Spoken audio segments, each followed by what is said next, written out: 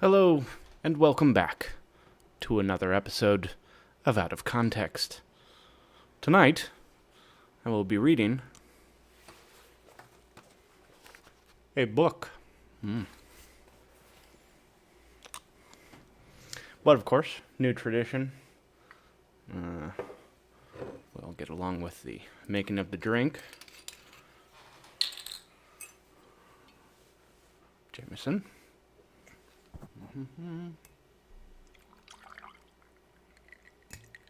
Very good. And don't worry, I have more in case I need it. I did actually get a new one, mostly because I hate myself. A little bit of ginger ale to make it less crappy.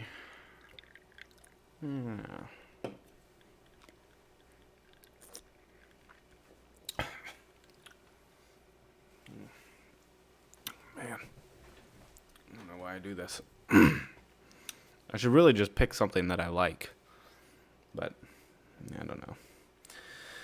Anyway, so I feel like the last few times I've said we're going to do something different because the last few times I've tried one or two little tiny things differently. But I realized I have nothing new to try tonight.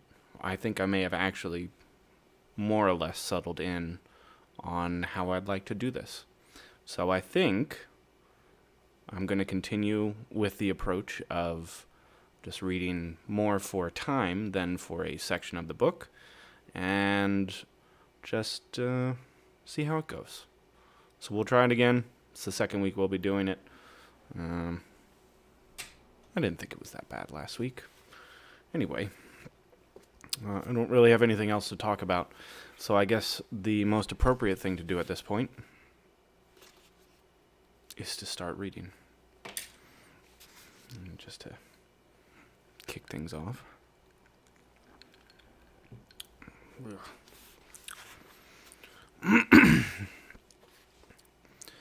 In the 5th episode of the 2008 season, the American television quiz show 1 vs. 100 had as its special guest a man named Christopher Laingen. Already. The television show 1 vs. 100, you already said that. The television show 1 vs. 100 is one of many that sprang up in the wake of the phenomenal success of Who Wants to Be a Millionaire. It features a permanent gallery of 100 ordinary people who serve as what is called the mob. Each week they match wits with a special invited guest. At stake is $1 million. The guest has to be smart enough to answer more questions correctly than his or her 100 adversaries. And by that standard, few have ever seemed as superbly qualified as Christopher Laingen. Tonight, the mob takes on their fiercest competition yet, the voiceover began. Meet Chris Laingen, who many call the smartest man in America. The camera did a slow pan of a stocky, muscular man in his 50s. The average person has an IQ of 100, the voiceover continued. Einstein, 150. Chris has an IQ of 195. He's currently wrapping his big brain around a theory of the universe, but will his king-size cranium be enough to take down the mob for $1 million? Find out right now on 1 vs. 100. That sounds fancy. Out strode Laingen onto the stage amid wild applause.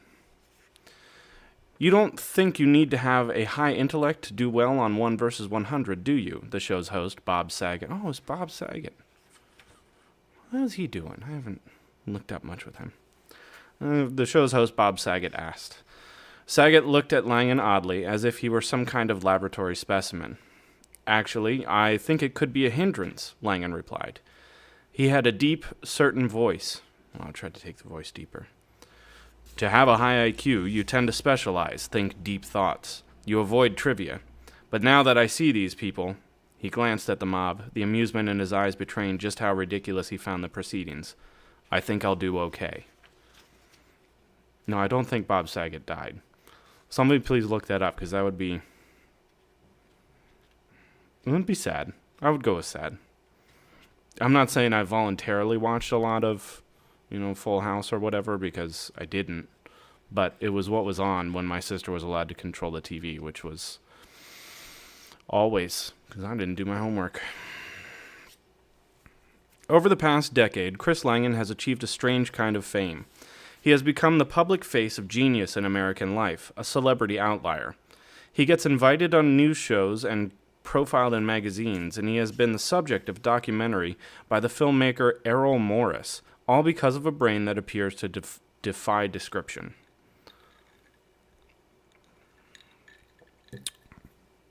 The television news show 2020 once hired a neuropsychologist to give Laingen an IQ test, and Langen's score was literally off the charts, too high to be accurately measured. Another time, Laingen took an IQ test specially designed for people too smart for ordinary IQ tests. He got all the questions right except one. He was speaking at 6 months of age. When he was 3, he would listen to the radio on Sundays as the announcer read the comics aloud, and he would follow along on his own until he had taught himself to read. At 5, he began questioning his grandfather about the existence of God, and remembers being disappointed in the answers he got.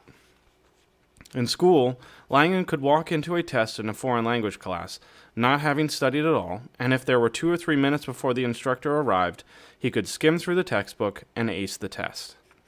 In his early teenage years, while working as a farmhand, he started to read widely in the area of theoretical physics. At 16, he made his way through Bertrand Russell and Alfred North Whitehead's famously abstruse masterpiece, Principia Mathematica. He got a perfect score on his SAT, even though he fell asleep at one point during the test. He did math for an hour, his brother Mark says of Langen's summer routine in high school. Then he did French for an hour, then he studied Russian, then he would read philosophy. He did that religiously every day. Another of his brothers, Jeff, says, you know, when Christopher was 14 or 15, he would draw things just as a joke, and it would be like a photograph. When he was 15, he could match Jimi Hendrix lick for lick on a guitar. Boom, boom, boom. Half the time, Christopher didn't attend school at all. He would just show up for tests, and there was nothing they could do about it. To us, it was hilarious. He could brief a semester's worth of textbooks in 2 days and take care of whatever he had to take care of, and then get back to whatever he was doing in the first place. Oh, that makes me happy. Wait, what's the book about? Do I need to read the book? I read books sometimes, you know. On the set of 1 versus 100, Laingen was poised and confident. His voice was deep, his eyes were small and fiercely bright. He did not circle about topics, searching for the right phrase, or double back to restate a previous sentence. For that matter, he did not say or ah, or use any form of conversational mitigation. Oh, I was getting it right, shit. His sentences came marching out, one after another, polished and crisp, like soldiers on a parade ground. Every question Saget threw at him, he tossed aside as if it were a triviality. When his winnings reached $250,000, he appeared to make a mental calculation that the risks of losing everything were at that point greater than the potential benefits of staying in. Abruptly, he stopped. "I'll take the cash," he said. He shook Saget's hand firmly and was finished, exiting on top as, we like to think, geniuses invariably do. Invariably? Invariably. I'm going to count it. I had a productive day. I don't care. Just after the First World War, Louis Terman, a young professor of psychology at Stanford University, met a remarkable boy named Henry Cowell. Cowell had been raised in poverty and chaos. Because he did not get along with other children, he had been unschooled since the age of 7. He worked as a janitor at a one-room schoolhouse not far from the Stanford campus, and throughout the day, Cowell would sneak away from his job and play the school piano. And the music he made was beautiful. Terman's specialty was intelligence testing, the standard IQ test that millions of people around the world would take during the following 50 years. The Stanford Binet was his creation. So he decided to test Cowell's IQ. The boy must be intelligent, he reasoned, and sure enough, he was. He had an IQ of above 140, which is near genius level. Terman was fascinated. How many other diamonds in the rough were there? He wondered. He began to look for others. He found a girl who knew the alphabet at 19 months and another who was reading Dickens and Shakespeare by the time she was 4. He found a young man who had been kicked out of law school because his professors did not believe it was possible for a human being to precisely reproduce long passages of legal opinions from memory. In 1921, Terman decided to make the study of the gifted his life work. Armed with a large grant from the Commonwealth Foundation, he put together a team of field workers and sent them out into California's elementary schools. Teachers were asked to nominate the brightest students in their classes.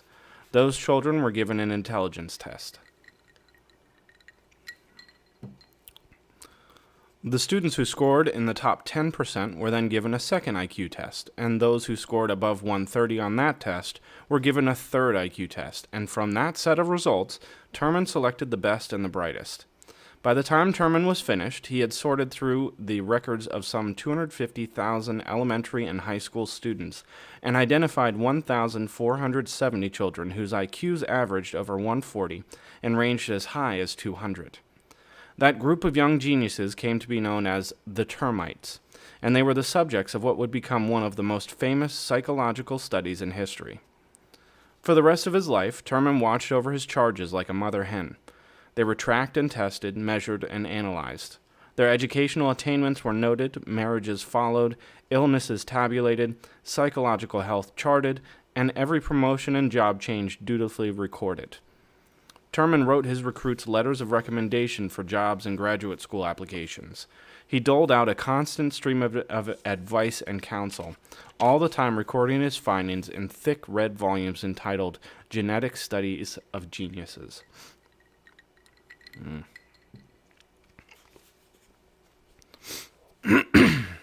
There is nothing about an individual as important as his IQ, except possibly his morals. God damn it, Terman once said. And it was to those with a very high IQ, he believed, that we must look for production of leaders who advance science, art, government, education, and social welfare generally.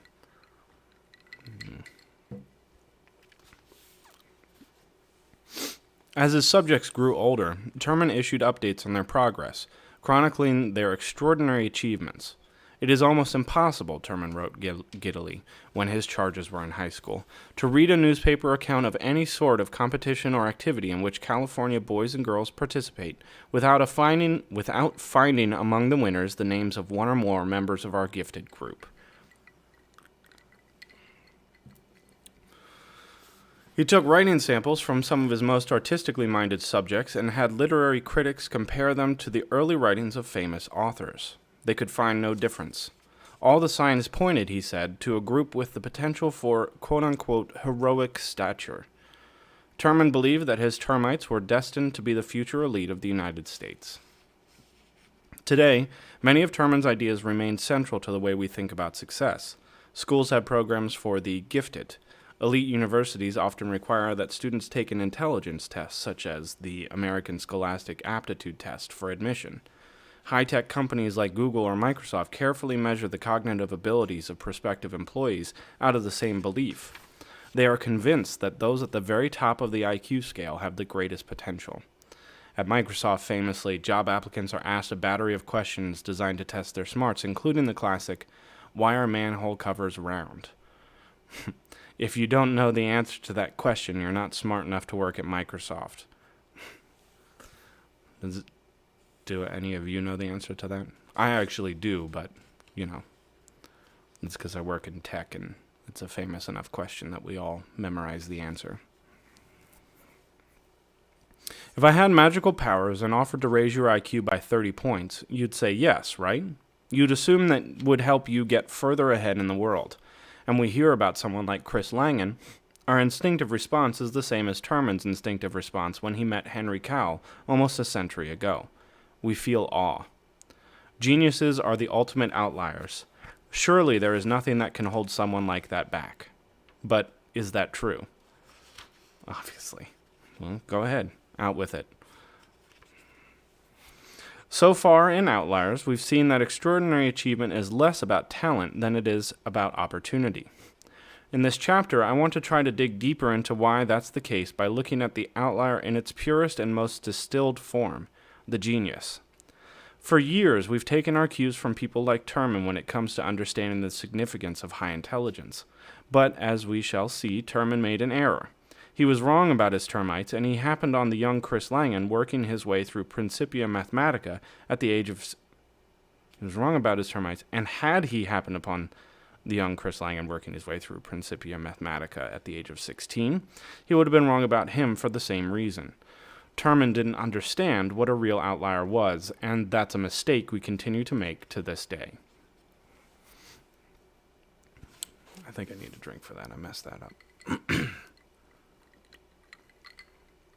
I'm not seeing any answers here. I'm not going to just give it out. I got to see at least guesses.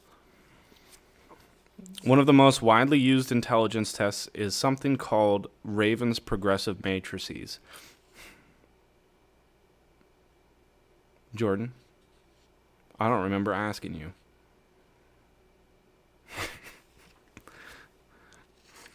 One of the most widely used intelligence tests is something called Raven's progressive matrices. It requires no language skills or a specific body of acquired knowledge. It's a measure of abstract reasoning skills. A typical Raven's test consists of 48 items, each one harder than the one before it, and IQ is calculated based on how many items are answered correctly. Here's a question typical of the sort that is asked on the Ravens. I'm going to put this up. Yeah. I don't even know if you guys can see that, but yeah, it looks like you kind of can. Obviously, you just have to find the pattern. I hate them because I find multiple patterns, which probably means I'm very stupid. Did you get that? I'm guessing most of you did. The correct answer is C. I didn't even look. Oh no, I probably would have guessed that. Yeah. I would have got that. The correct answer is C, but now try this one. It's the kind of really hard question that comes at the end of the Ravens. Okay, let's just do this. Oh.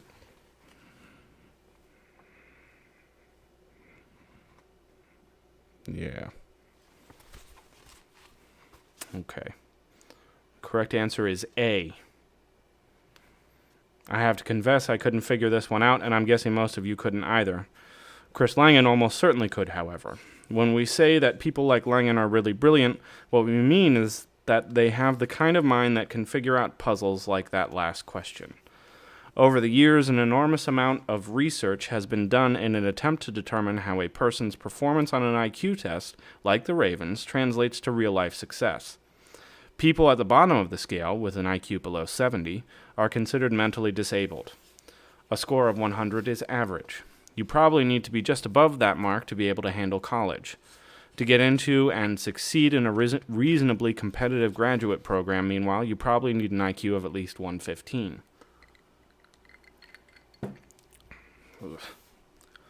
In general, the higher your score, the more education you'll get, the more money you're likely to make, and, believe it or not, the longer you'll live. But there's a catch. The relationship between success and IQ works only up to a point. Once someone has reached an IQ of somewhere around 120, having additional IQ points doesn't seem to translate into any measurable real-world advantage. It is amply proved that someone with an IQ of 170 is more likely to think well than someone whose IQ is 70, the British psychologist Liam Hudson has written. And this holds true where the comparison is much closer, between IQs of, say, 100 and 130. But the relation seems to break down when one is making comparisons between two people, both of whom have IQs which are relatively high. A mature scientist with an adult IQ of 130 is as likely to win a Nobel Prize as one whose IQ is 180. What Hudson is saying is that IQ is a lot like height in basketball. Does someone who is 5'6" have a realistic chance of playing professional basketball? Not really. You need to be at least 6 foot or 6'1" to play at that level, and all things being equal, it's probably better to be 6'2" than 6'1", and better to be 6'3" than 6'2". But past a certain point, height stops mattering so much. A player who is 6'8" is not automatically better than someone 2 inches shorter. Michael Jordan, the greatest player ever, was 6'6" after all. I'm okay with this. And I don't like LeBron James. I don't think he's better than MJ. I don't care. All a basketball player has to be is tall enough, and the same is true of intelligence. Intelligence has a threshold. I think I messed that up.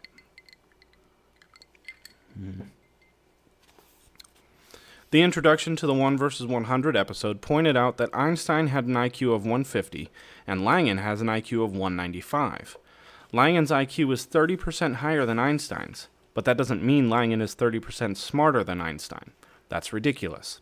All we can say is that when it comes to thinking about really hard things like physics, they are both clearly smart enough. The idea that IQ has a threshold, I realize, goes against our intuition.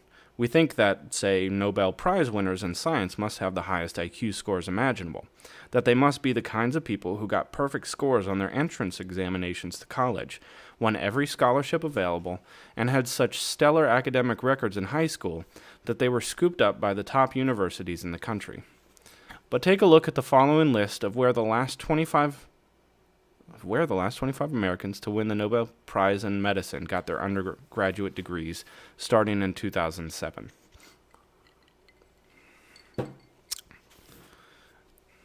I know some of these. I'll just go through the list. Who cares? Antioch College, Brown University, which is in Providence, Rhode Island, UC Berkeley, University of Washington, Columbia University, Case Institute of Technology, MIT, of course, Caltech, Harvard, Hamilton College, Columbia University. Wait, that was already on there. Oh, I see. University of North Carolina, DePauw University, DEPAUW. Do not know that one. University of Pennsylvania, University of Minnesota, University of Notre Dame, Johns Hopkins, Yale, Union College, Kentucky, University of Illinois, University of Texas, Holy Cross, Amherst College, Gettysburg College, and Hunter College. Hey, Gettysburg College. No one would say that this list represents the college choices of the absolute best high school students in America. Yale and Columbia and MIT are on the list, but so are DePauw, Holy Cross, and Gettysburg College. It's a list of good schools. Along the same lines, here are the colleges of the last 25 American Nobel laureates in chemistry. City College of New York, Stanford University. I'm not going through this. There were a lot of universities. It's not all the top one. It's not all the top ones. I think that's the point he's trying to make. To be a Nobel Prize winner, apparently, you have to be smart enough to get into college, at least as good as Notre Dame or the University of Illinois. That's all. This is a radical idea, isn't it? Suppose that your teenage daughter found out that she had been accepted at 2 universities, Harvard and Georgetown in Washington, D.C. Where would you want her to go? I'm guessing Harvard because Harvard is a better school. Its students score a good 10 to 15% higher on their entrance exams. But given what we are learning about intelligence, the idea that schools can be ranked like runners in a race makes no sense. Georgetown students may not be as smart on an absolute scale as the students of Harvard, but they are all clearly smart enough, and future Nobel Prize winners come from schools like Georgetown as well as from schools like Harvard. The psychologist Barry Schwartz recently proposed that elite schools give up their complex admissions process and simply hold a lottery for everyone above the threshold.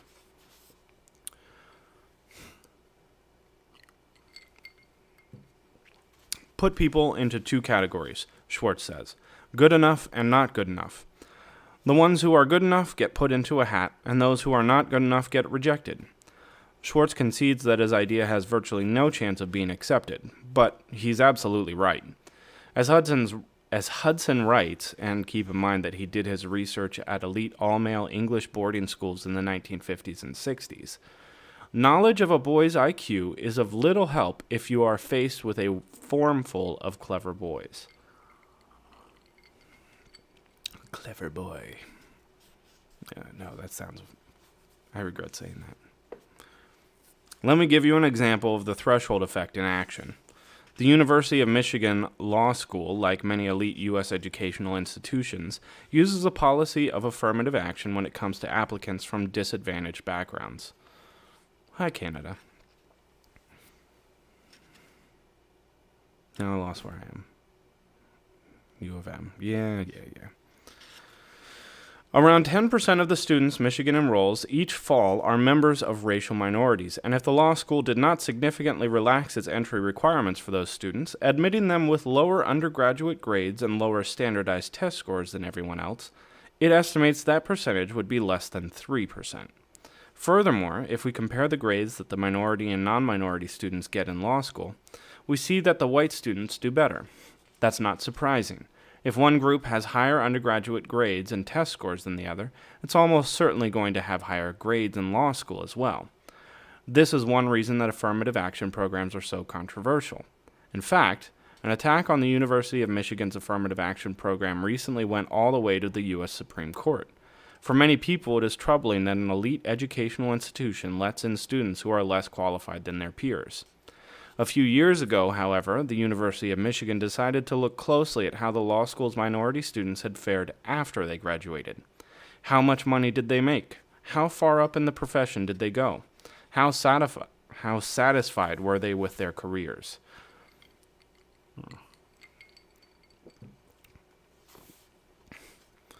What kind of social and community contributions did they make? What kind of honors had they won? They looked at everything that could conceivably be an indication of real-world success, and what they found surprised them.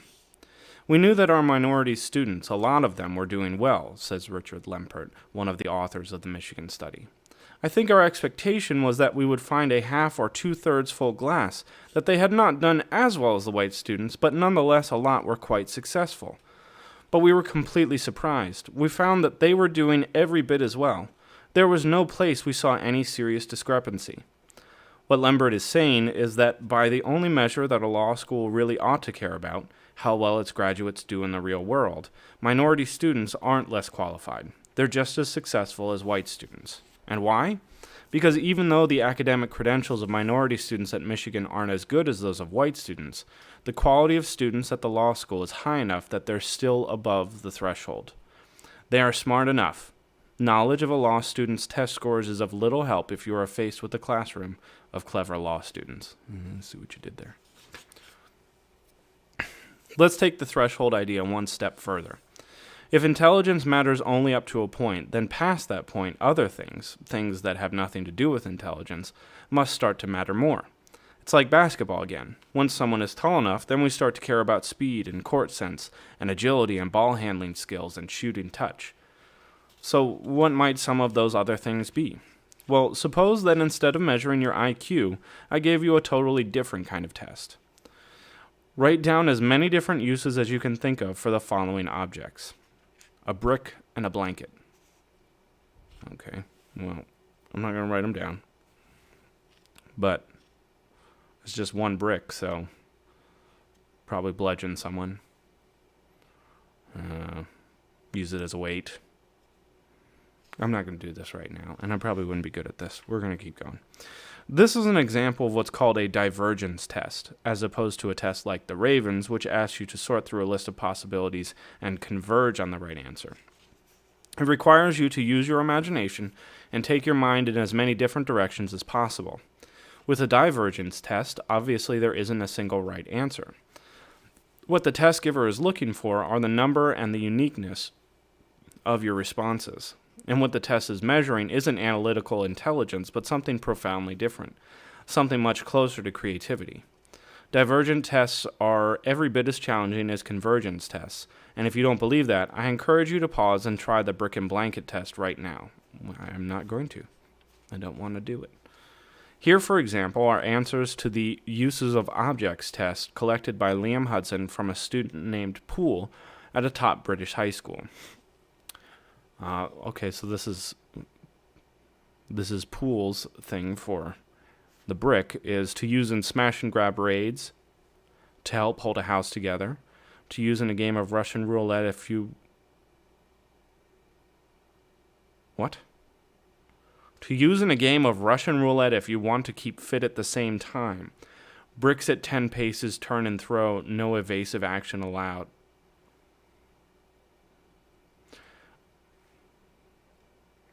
I think Poole might be a psychopath.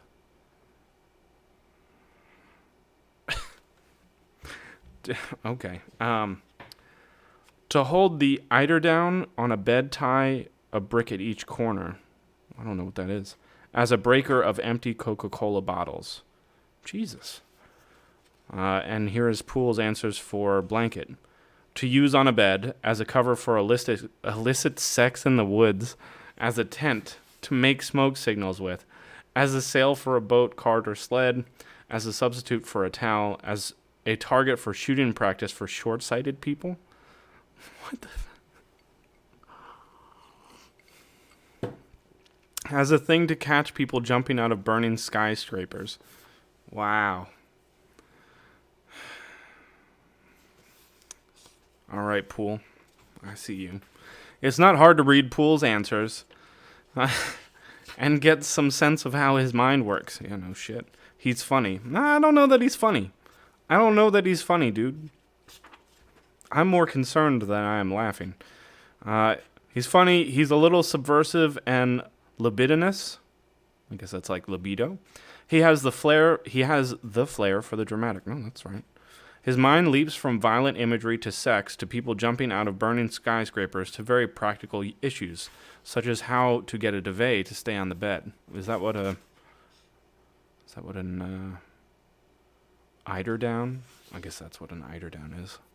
To get a duvet to stay on the bed. He gives us the impression that if we give him another 10 minutes, he'd come up with another 20 uses. We also think that he might kill somebody.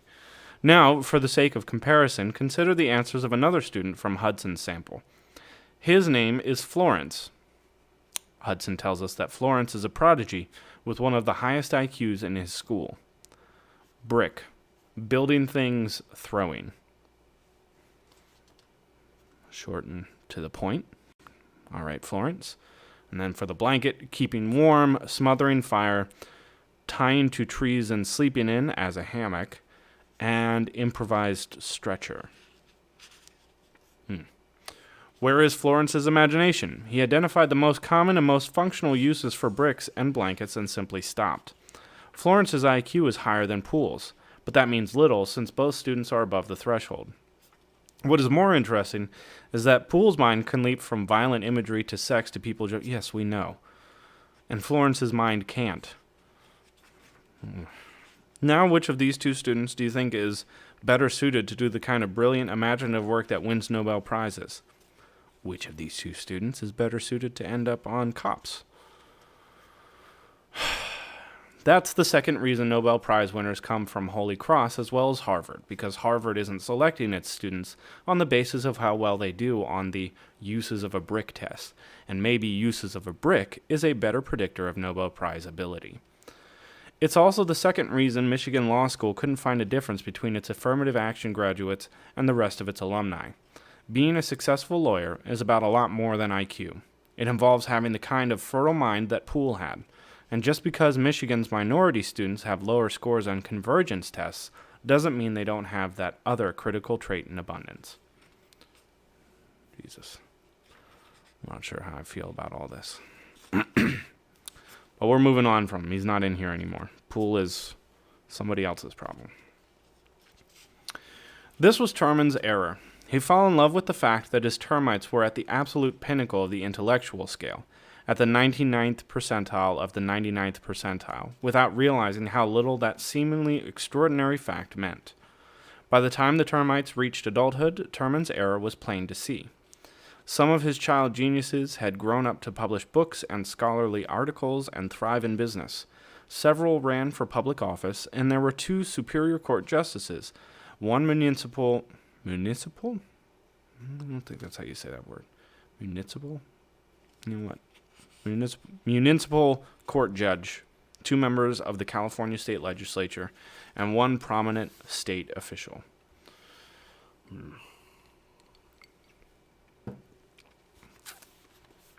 But few of his geniuses were nationally known figures. They tended to earn good incomes, but not that good. The majority had careers that could only be considered ordinary, and a surprising number ended up with careers that even Terman considered failures.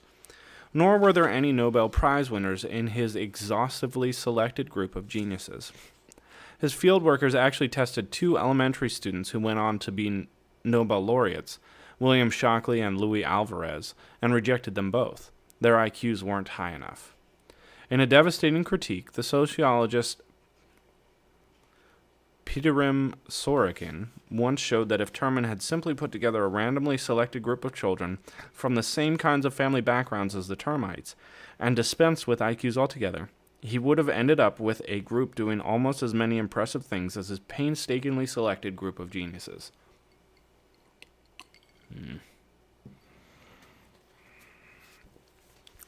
By no stretch of the imagination or of standards of genius, Sorokin concluded, is the gifted group as a whole gifted. By the time Terman came out with his 4th volume of Genetic Studies of Genius, the word genius had all but vanished. We have seen, Terman concluded with more than a touch of disappointment, that intellect and achievement are far from perfectly correlated. What I told you at the beginning of this chapter about the extraordinary intelligence of Chris Laingen, in other words, is of little use if we want to understand his chances of being a success in the world. Yes, he is a man with a 1 in a million mind and the ability to get through Principia Mathematica at 16. And yes, his sentences come marching out one after another, polished and crisp, like soldiers on a parade ground. But so what? If we want to understand the likelihood of his becoming a true outlier, we have to know a lot more about him than that. Ooh. Yeah. How about that? Freaking geniuses. What up? What are we at? We're at 42 minutes by my clock. Alright, just keep going. Chris Langen's mother was from San Francisco and was estranged from her family. She had 4 sons, each with a different father. Chris was the eldest. What did you say no for? Jordan. Why did you say no? I need to know. I'm not going to go on until you tell me. Actually, no, I'm going to go on now because Paula said yes. Or sorry. I have to start saying people's screen names. Odd enough. I will ignore him. Chica chats. Chica.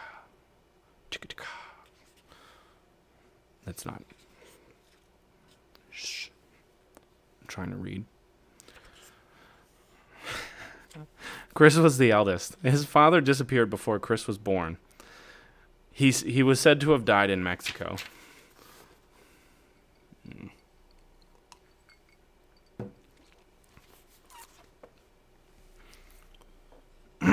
His mother's 2nd husband was murdered. Her 3rd committed suicide. Her 4th was a failed journalist named Jack Laingen.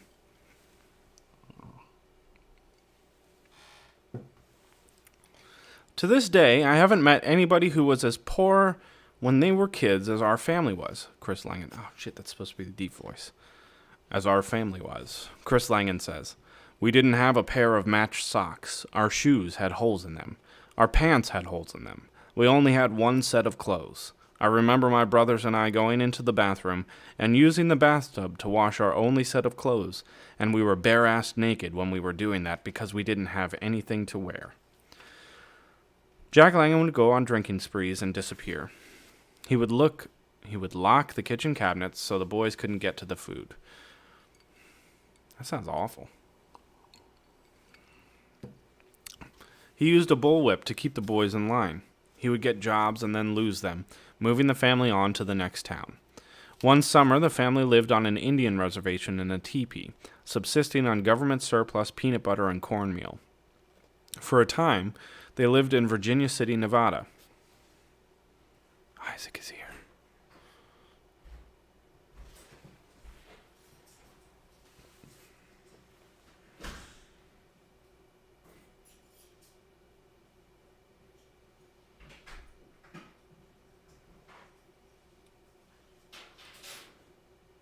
Hi, Isaac. He knew it was coming, too. You gonna come on air? You wanna sit down and read with me? Pull up a chair.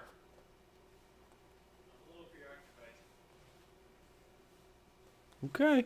He says he's preoccupied. Sorry, everybody. No Isaac tonight. Maybe someday. We can't help it, though. He just doesn't like us.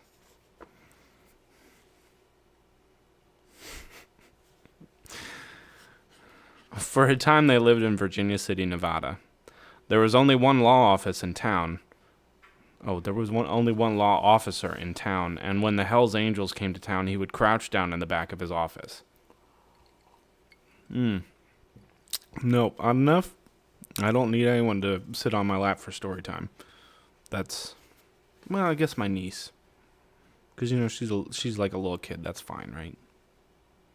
Yeah, I don't know. Maybe not. Mark Laingen remembers... Okay. There was a bar there. I'll always remember. It was called the Bucket of Blood Saloon. Oh, what a great name for a bar. When the boys were in grade school, the family moved to Bozeman, Montana. One of Chris's brothers spent time in a foster home. Another was sent to reform school. I don't think the school ever understood just how gifted Christopher was, his brother Jeff says. He sure as hell didn't play it up. This was Bozeman. It wasn't like it is today. It was a small hick town when we were growing up. We weren't treated well there. They just decided that my family was a bunch of deadbeats. To stick up for himself and his brothers, Chris started to lift weights. One day, when Chris was 14, Jack Laingen got rough with the boys as he sometimes did, and Chris knocked him out cold. Jack left, never to return.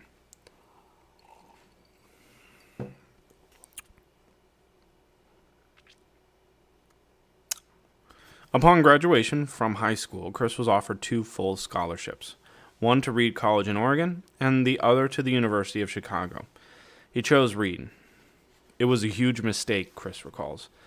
I had a real case of culture shock. I was a crew-cut kid who had been working as a ranch hand in the summers in Montana, and there I was with a whole bunch of long-haired city kids, most of them from New York. And these kids had a whole different style than I was used to. I couldn't get a word in edgewise at class. They were very inquisitive, asking questions all the time. I was crammed into a dorm room. There were 4 of us, and the other 3 guys had a whole different other lifestyle. They were smoking pot. They would bring their girlfriends into the room.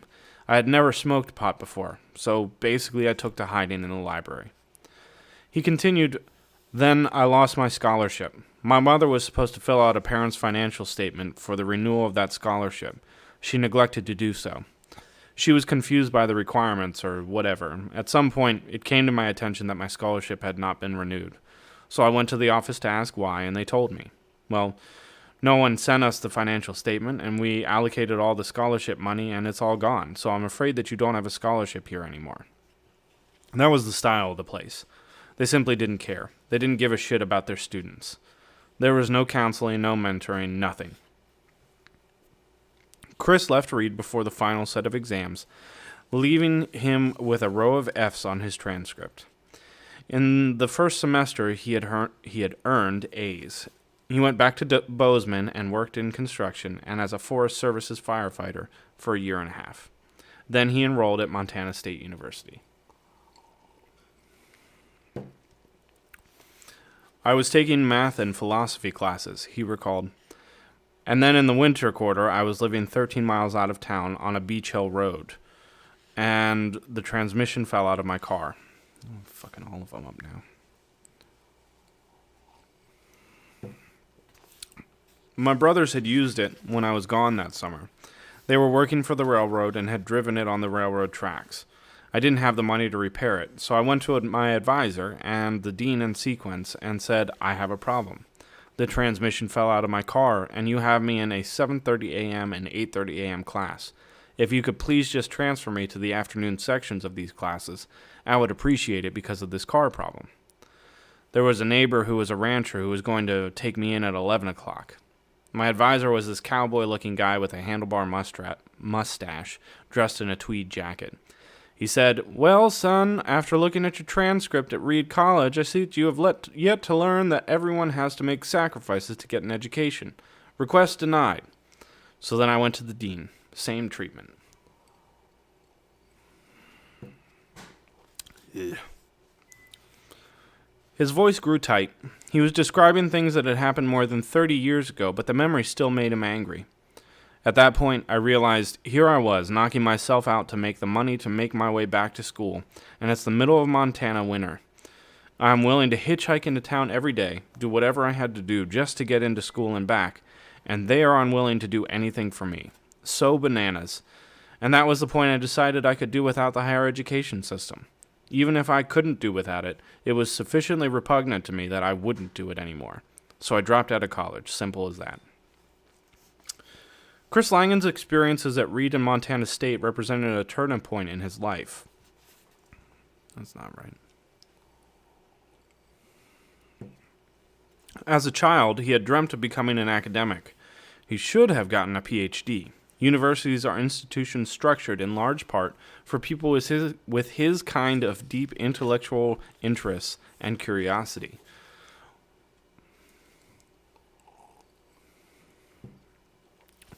Once he got into the university environment, I thought he would prosper. I really did, his brother Mark says. I thought he would somehow find a niche. It made absolutely no sense to me when he left that. Without a degree, Laingen floundered. He worked in construction. One frigid winter, he worked on a clam boat on Long Island. He took factory jobs and minor civil service positions and eventually became a bouncer in a bar on Long Island, which was his principal occupation for much of his adult years. Through it all, he continued to read deeply in philosophy, mathematics, and physics as he worked on a sprawling treatise he called the CTMU, the Cognitive Theoretic Model of the Universe. But without academic credentials, he despairs of ever getting published in a scholarly journal.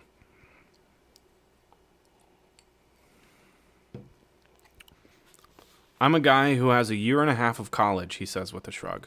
And at some point, this will come to the attention of the editor, as he is going to take the paper and send it off to the referees. And these referees are going to try and look me up, and they're not going to find me. And they're going to say, this guy has a year and a half of college. How can he know what he's talking about? It is a heartbreaking story. At one point, I asked Laingen, hypothetically, whether he would take a job at Harvard University were it offered to him. Well, that's a difficult question, he replied. Obviously, as a full professor at Harvard, I would count. My ideas would have weight, and I could use my position, my affiliation at Harvard, to promote my ideas. An institution like that is a great source of intellectual energy, and if I were at a place like that, I could absorb the vibration in the air. It was suddenly clear how lonely his life had been. Here he was, a man with an insatiable appetite for learning, forced for most of his adult life to live in intellectual isolation. I even noticed that kind of intellectual energy in the year and a half I was in college, he said almost wistfully. Ideas are in the air constantly. It's such a stimulating place to be. On the other hand, he went on, Harvard is basically a glorified corporation operating with a profit incentive. That's what makes it tick. It has an endowment in the billions of dollars. The people running it are not necessarily searching for truth and knowledge. They want to be big shots, and when you accept a paycheck from these people, it is going to come down to what you want to do and what you feel is right, versus what the man says you can do to receive another paycheck.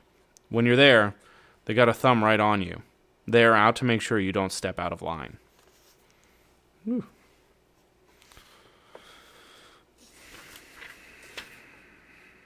I'm going to read one more section. What does this story of Chris Laingen tell us? His explanations, as heartbreaking as they are also a little strange.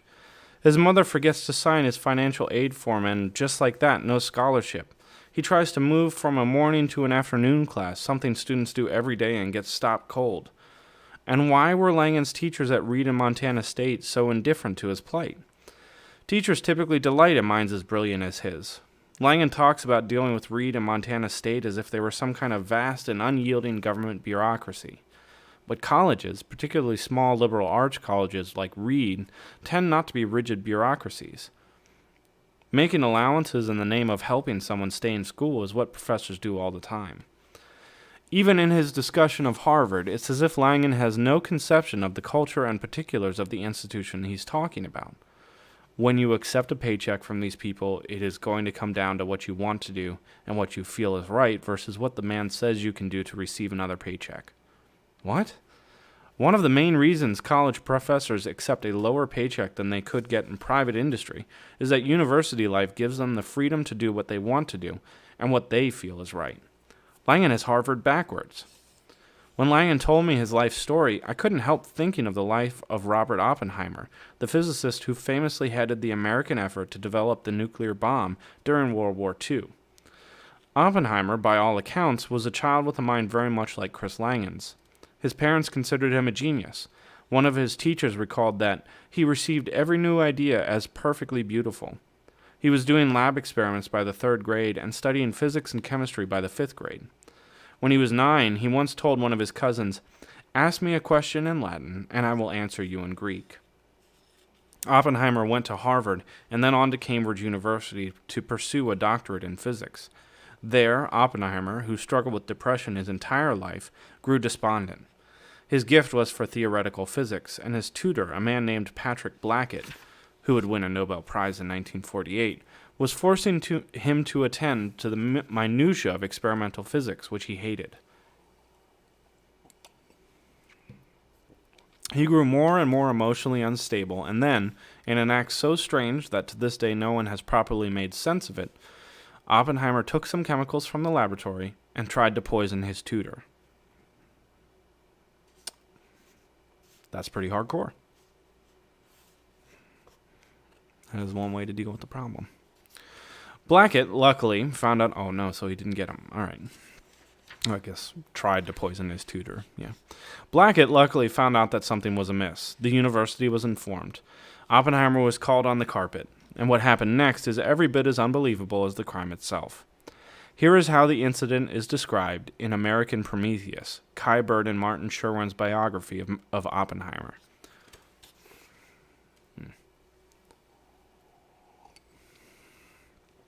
I'm running out.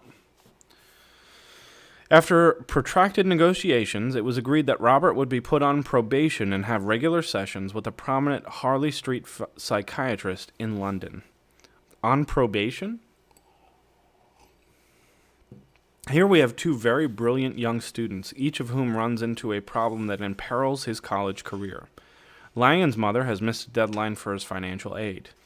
Oppenheimer has tried to poison his tutor. To continue on, they are required to plead their case to authority. And what happens?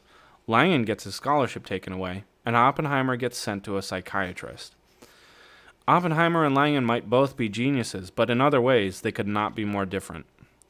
The story of Oppenheimer's appointment to be scientific director of the Manhattan Project 20 years later is perhaps an even better example of this difference. The general in charge of the Manhattan Project was Leslie Groves, and he scoured the country trying to find the right person to lead the atomic bomb effort. Oppenheimer, by rights, was a long shot. He was just 38 and junior to many of the people whom he would have to manage. He was a theorist, and this was a job that called for experimenters and engineers. His political affiliations were dodgy. He had all kinds of friends who were communists. Perhaps more striking, he had never had any administrative experience.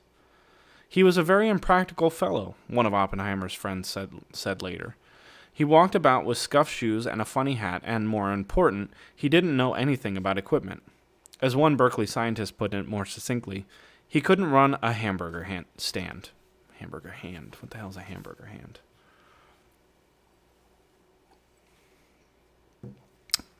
That'd be weird. Oh, and by the way, in graduate school, he tried to kill his tutor. There is that. No big deal.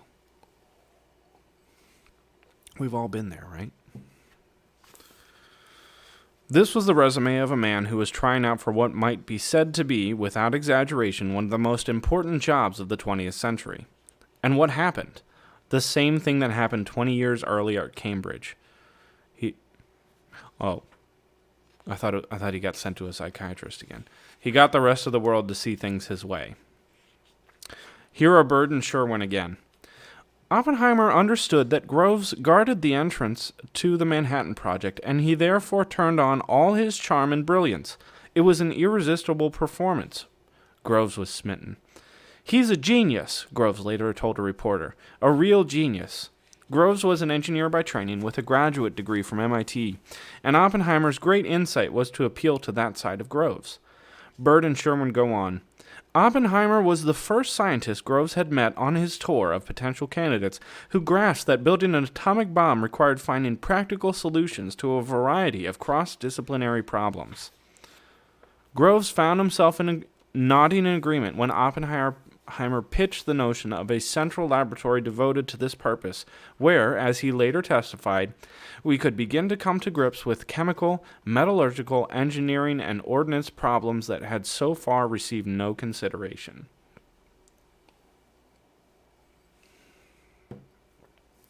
Oof, that's done.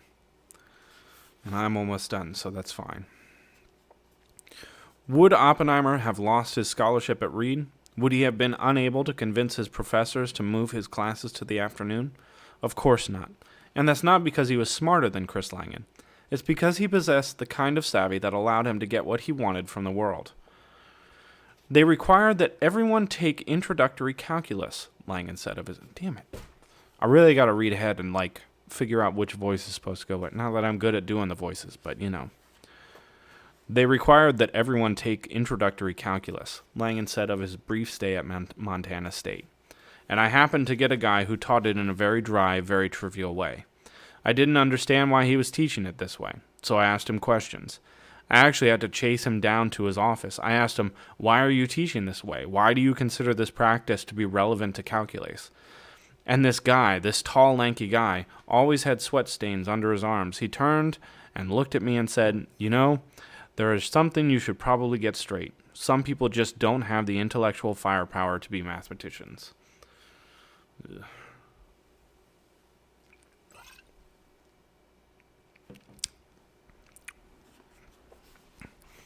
There they are, the professor and the prodigy, and what the prodigy clearly wants is to be engaged at long last with a mind that loves mathematics as much as he does.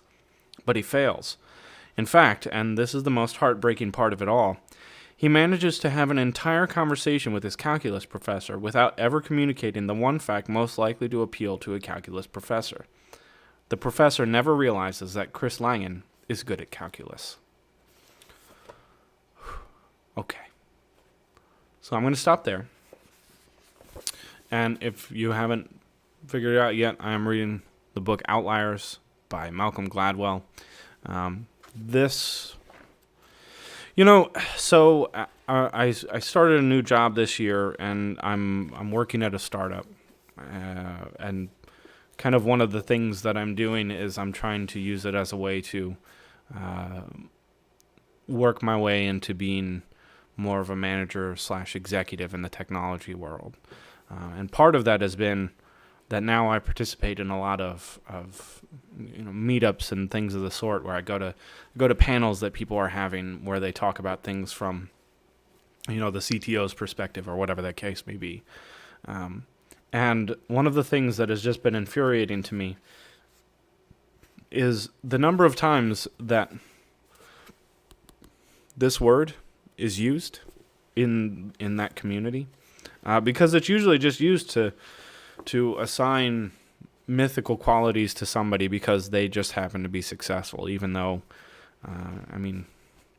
to me, it usually just seems like they are successful for random reasons. It's not really, it doesn't ever really seem to be because they just have it figured out more than everyone else. They just it's more likely that they stumbled upon something. So I have to admit, when I went to read this book, I put this off for quite a while. I've had this book for probably 4 or 5 years. And I was like, I'll read it. I get it. Some people think that people are outliers and that's why they're so good. And I find that ridiculous, but I'll read it at some point. But the reality is, as you probably have picked up from what I read tonight, Gladwell actually goes into extensive detail about